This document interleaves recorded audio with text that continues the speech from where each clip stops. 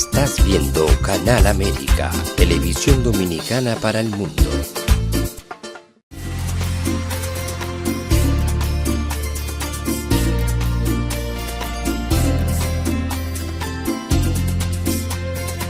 A Time for Truth show is sponsored by the Office of Dr. Bernard Fialkoff, a periodontal, dental implant and laser specialist in New York City, for over 40 years.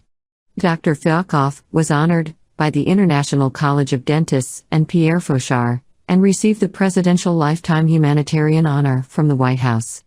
Call us at 718-229-3838. Sometimes life can be so damn hard. You don't know where to go. Everything keeps falling apart. Yeah. You try to do your best, but only God knows that you've given everything you've got, but the world takes you down. You just keep moving on. Let your fears. Welcome to A Time for Truth show. I'm your host, Dr. Bernard Fialkoff. It's a pleasure to be back with you and celebrating our upcoming holiday season, a beautiful time of the year. I wish you all a very happy holiday, and that 2025 is a great new year for all of us. So first I want to address a question that a lot of you asked is, how do I become a member? How do I avail myself of all the previous episodes of A Time for Truth show? Very simple. On YouTube, click A Time for Truth show. A Time for Truth show. Once you click that, you hit our site, click on subscribe. We'll be happy to have you as a member. There's no fee, and you'll be availed of all the episodes of the last 3 or 4 years. Tonight is a night where we're going to talk about some major changes that have been occurring, which are positive changes, and some awarenesses that are occurring. You could call it awakening, where all of us are starting to see that some of the methods or some of the pathways or some of the legalizations that we allowed or undertook are affecting our communities. And they're affecting our youth, our families, the future of not only New York City, Metro New York, the country, but the world. In New York City, in 2021, we suffered 5 deaths, actually 30 deaths, to correct myself, 30 deaths per 100,000 New Yorkers from drugs, which actually was much higher than the national average. And in our country, in 2022, we lost 109,000 Americans to illicit drugs. In 2023, we unfortunately lost even more, 112,000 Americans from illicit drugs. And in Oregon, an experiment that was done with legalizing psychedelics and other types of illicit drugs ended up in a disaster of violence and social unrest, so much so that the Oregon legislature overturned and removed the laws of legalization that they had placed, realizing that the social structure was being impacted in Oregon. In many, many municipalities and different districts of our country, we've been finding that vaping, which was a supposed solution, the antidote to smoking, actually had shown and appeared that it's a tremendous liability, causing deaths in our youth, in our teenagers, in our young adults in college. Doing so just from vaping of the flavorings, not vaping any illicit drug, but the flavoring itself causing pulmonary destruction, lung destruction, something called popcorn lung. It's great to have a little popcorn with your movie, but it's not great to have a popcorn lung from vaping, which basically we found was from a chemical called diacetyl in the flavorings, which was actually destroying the passages, the breathing passages, the bronchial passages in our lungs. And the DA started to act on vaping, and many different articles now have come out within the CDC, the NIH, and also the Surgeon General of our country. Recently, our mayor, Eric Adams, had an interview that was very interesting that we're going to play for you, where our mayor looks to our city to safeguard the city. You know, Mayor Adams was in the NYPD for many years, protecting at ground level and risking his life and giving his life as a police officer, and then going on to become the mayor of New York.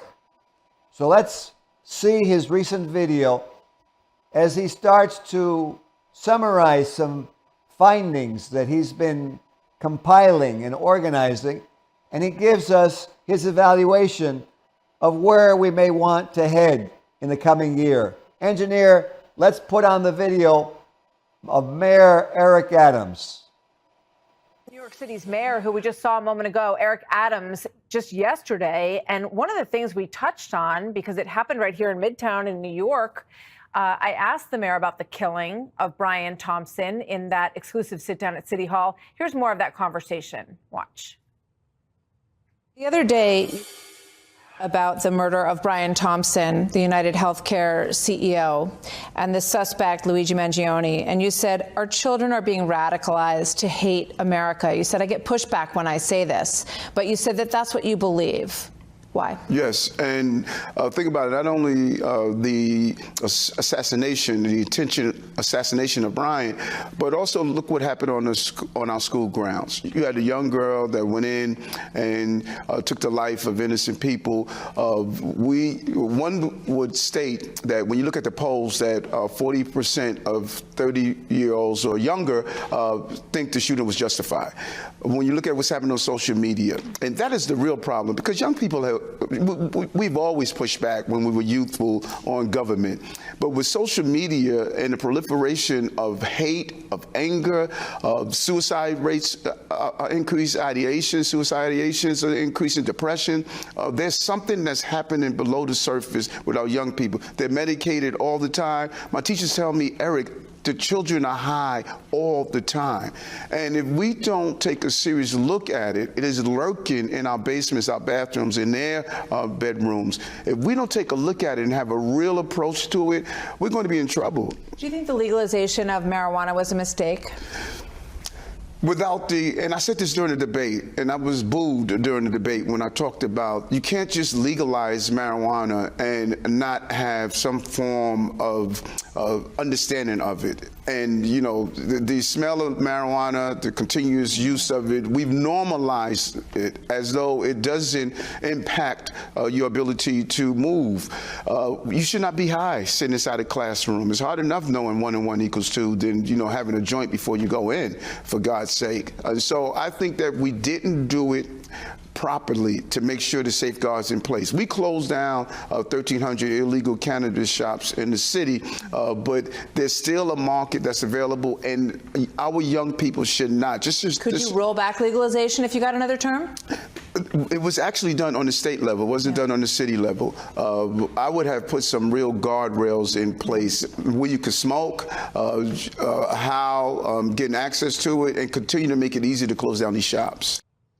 Welcome back, and we're joined by a good friend of mine, Francisco Marte, who's the founder and president of the New York City Metro Small Business and Bodegero Association. This man constantly is fighting to protect New York City, not just his small businesses and Bodegero Association, but all communities. And we want to bid a warm welcome to Francisco Marte. Hey, thank you for having me here. Really happy to be with you because you are a warrior. You're really a warrior for the community and you are for the youth. Above anything for the youth, that he knows the problems that we are facing and we are working and fighting together. It's Francisco. One of the things that I always remember you telling me, that this is not something that one man, one woman is going to solve. That this is going to take groups and a united effort, realizing that we're fighting for all our children. Can you comment on that? Yes. Well, this is something that we need to come together to fight, to get our kids to focus on how to save our kids. Remember, the drug, the weed, is affecting our children. There's no way that any kids can learn nothing when they go to the school high. And I can see that. I'm on the store. I work at the bodegas in the morning, and I see the kids when they go to school, they coming out from the school.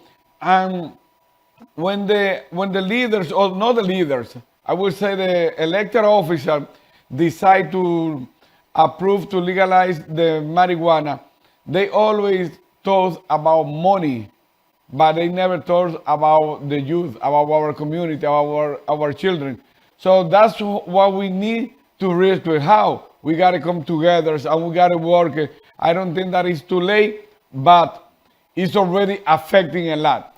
Absolutely. And Buddha, if you can you put the image up on the screen of the drug impact in New York City? And I want to show the viewers how the African American and the Latino communities, if you can put that image up on the screen, the rates of overdose death. And I want you to note something very important, is that the rate among African American and Spanish New Yorkers are very high, and they remain the highest amongst the New York City area, and that these people are affected at a higher rate than other communities. So this is something that we need to control, something that we need to look at, and let's come back up on the screen, and we will show you, before we go on with our discussion, we want to actually show you some solutions. We don't want to just give you negativity, get you depressed. It's a holiday time, right? Yes, we should be celebrating, but I believe that we still can celebrate, but we have to keep doing the effort, how we can save every day our city. This is a beautiful city. This is the most important city in the world. So I don't understand why we are going through all of this with the crime so high. Not too much consequence, affecting everyone, and the drugs, the weed, that is affecting our community. I will say it many times, over and over. I just want to acknowledge that Jennifer, the Assemblywoman Jennifer Raskumar, we helped her with the legislation that we call a smoke out, and it was passed in Albany. When it went into effect, our sheriff, Anthony Miranda, he started with the full energies, closing many smoking shops, many places where they are selling the marijuana's illegal to the kids, where they selling candy with marijuana. So that's the way how you can attract our kids. But later, lately, I don't know what happened with my friends Anthony Miranda, that he has to slow down on the phenomenal work that he was doing, closing those smoke shops. We need to keep up on that. And Mayor Eddie Adams, he support that also. So we got to come together with the elected officers that they are still supporting to bring down those illegal sales of marijuana and the other drugs that they are out there. So we need to support them. We need to work with them, and we need to support the NYPD, the law enforcement, and asking to the DA also. We got to work together. And whoever are committing those type of crimes, are selling those drugs, they are poisoning our community, our youth. They need to be punished very hard. So let's work together if we want to enjoy and live in the city that everyone can feel safe, and our kids can be freely on the street, on the park, without having the parents to be afraid like they're gonna start to use drugs, because that's what they see. New York smell marijuana. It's horrible. Yeah, it's a stink. I hate that smell. Our kids, they already notice. We don't have innocent kids anymore about the drugs, because they already know what's going on, and they are in every corner, everywhere. In front of the school, you see the kids, or even sometimes some fathers that they come and they be smoking weed, picking up the kids. So we need to go back, and whoever is selling and using the drug freely like that in the public space, they should be arrested and punished. And you know what, Francisco, you make a good point. And these are our youth, they're learning. And Eric Adams made an important point that Tom Gorman of the High Intensity Drug Trafficking Agency of the government also made. He said, those are our kids in the schools high on drugs. He says, how can a kid learn? And Mayor Adams said this, Director Gorman said this. How can they learn? They're high, they're not learning. And imagine the impact on our metro New York area in a few years. Because if you don't really understand what you're doing, mistakes are going to be made, economy can't be there. If you don't understand the importance of life, or you're drugged out, violence will increase, because 90% of violence is associated with some kind of drug. We could argue whether it's an illicit drug, a psychiatric drug, but we have to just take a look at the fact that somehow misinformation, unhappy people, they end up on some type of drug, and then our violence goes up. We lose loved ones, like the executive who died a few weeks ago. His family doesn't have a father anymore. His friends have lost a friend. His wife is a widow. It's horrible. Like Eric Adams said, he goes, every person that we save, every family that we save is important. So let's look at something that the United Nations came out with, which is education. Because Francisco mentioned we have to put discipline. And always in life you need discipline. So let's look also at how we can educate. So engineer, let's put on those videos of how we can educate our families, our communities, and our kids. Let's put the videos on, please. Casi la mitad de los niños en las escuelas públicas de Estados Unidos han tomado drogas o alcohol antes de los 13 años de edad. Un tercio de los adolescentes han asistido a fiestas en donde había alcohol, marihuana, cocaína, éxtasis y otras drogas. Más de la mitad de los chavos dicen que sería fácil conseguir marihuana si quisieran. A 7 de cada 10 adolescentes les han ofrecido una droga ilegal. Los adolescentes a los que sus padres les hablan sobre las drogas son un 42% menos propensos a usarlas. Enséñale a tus hijos la verdad de las drogas. Vidasindrogas.org. Decían que la primera dosis no me atraparía.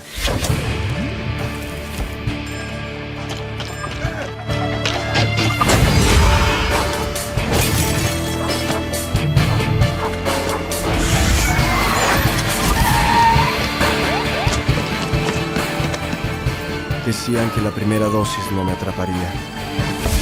Mentían. Descubre la verdad de las drogas. Vidasindrogas.org. Decían que con la cocaína la fiesta nunca acaba. ¡Qué guapa! Adiós, papi, te quiero.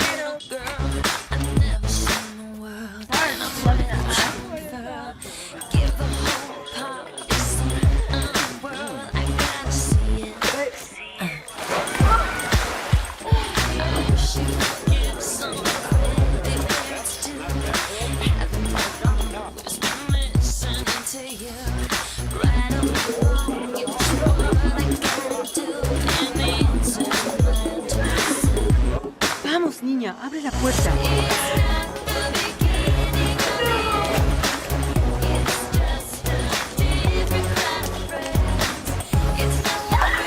Decían que con la cocaína la fiesta nunca acaba. Mentían. Descubre la verdad de la cocaína. Vidasindrogas.org. And there you have the public service announcements of Drug Free World. You can get them at drugfreeworld.org. There you saw them in Spanish. Vidasindroga.org. Vidasindroga.org. They're free. They're in 22 languages, which is beautiful. We offer them to Mayor Adams. Francisco and I want to meet with him, show him the program. It's a nonprofit program. It's not trying to make any kind of capital or economic gain. We're trying to make human gain. The capital gain we want is preserve children, preserve youth, educated youth, a beautiful New York City, a New York City that smells good, no? Yeah, exactly. And you know, now we should send now a message to the mayors, Eri Adam. Eri, we know that you've been doing the best that you can for our city. So now, Dr. Fialkoff and I, we want to meet you.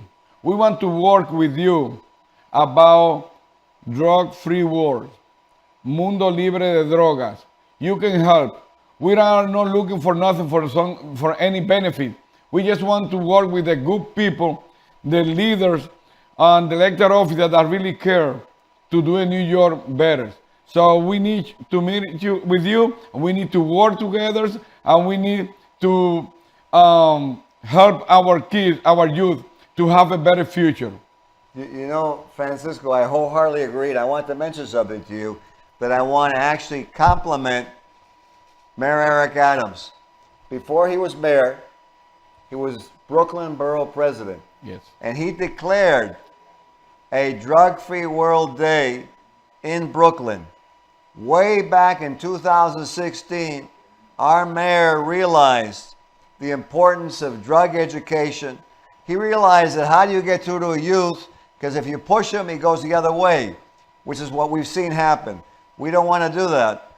You're so right, Mayor Adams. We need to educate, and we want to compliment you for realizing that way back in 2016, you had your hands full.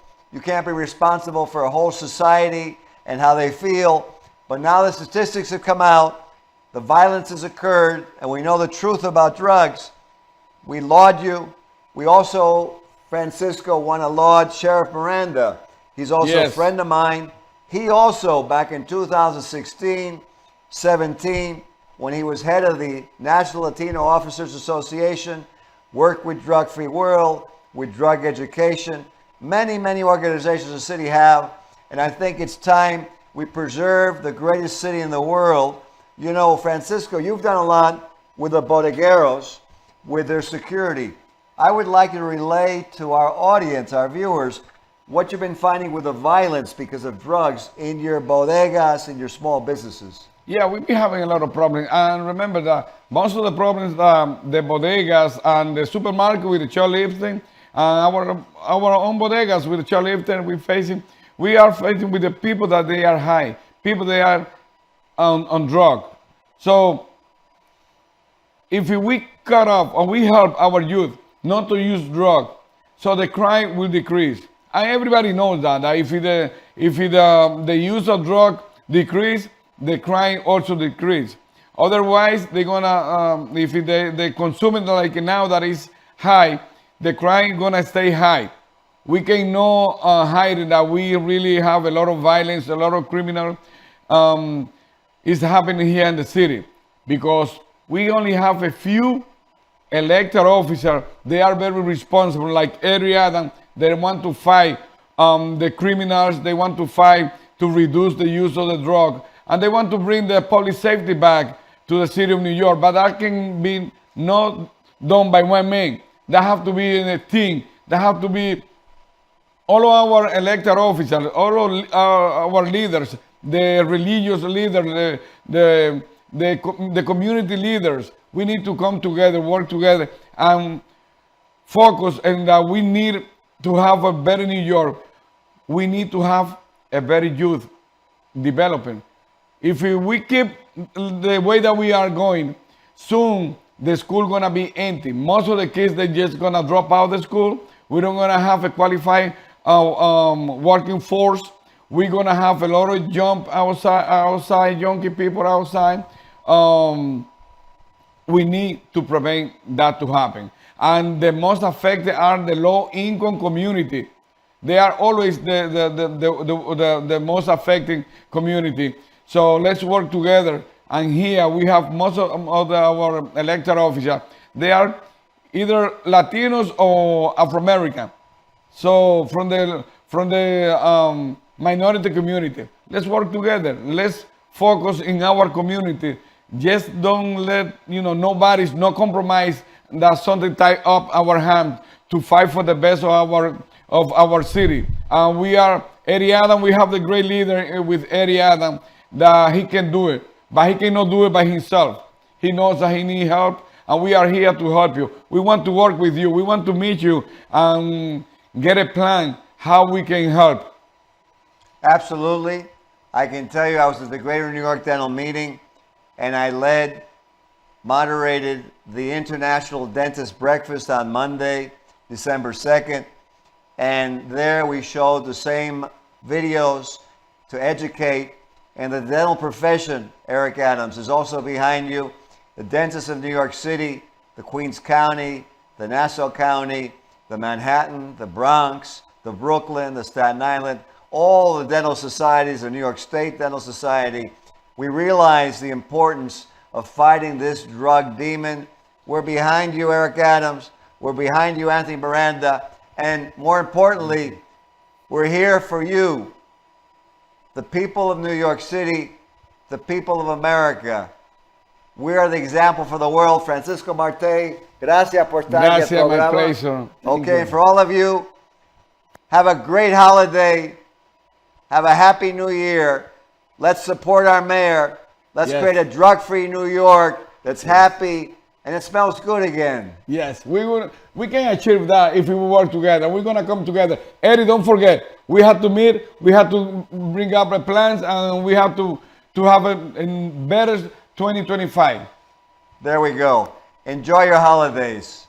Good night. This show was sponsored by A Time for Truth Foundation Incorporated as a community service. Sometimes life can be so damn hard. You don't know where to go. Everything keeps falling apart. Yeah.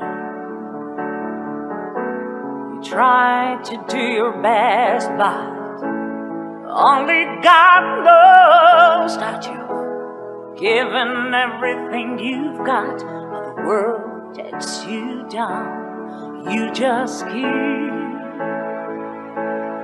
moving on.